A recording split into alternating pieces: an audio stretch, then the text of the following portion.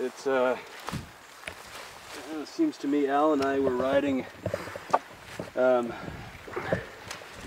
bikes one day and decided that it would be a really good idea to have a vineyard.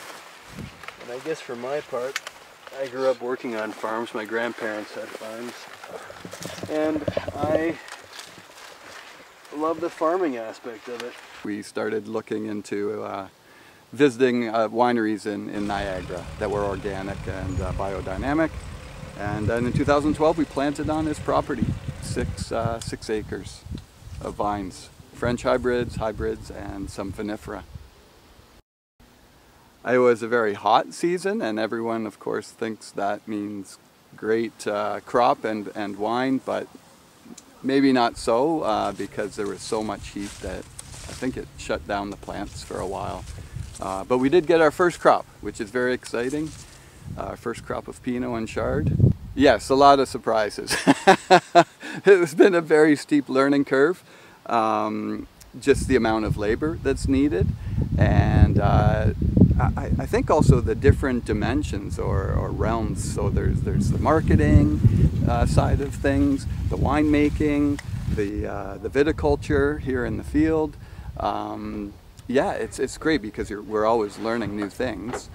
Wineries really aren't new in Ottawa. There certainly are other vineyards and wineries, but what we're doing at Kin is uniquely special in that we've made a commitment to grow Vitis vinifera, or the noble varieties of grapes, which, given their sensitivity to the cold, can be a real challenge. So we have to bury our vines and unearth them every spring.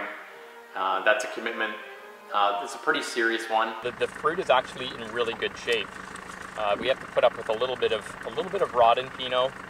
That's always the case. Pinot Noir has a very thin skin, so it's prone to rot, and that's why for many reasons they call it the heartbreak grape.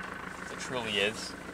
It's difficult to grow well because of its thin skin and its proneness to mildew and rot, but for the majority of the fruit here, if we didn't have turkeys eating it, it's actually hanging really well. There's not a lot of rot, it's nice and dry.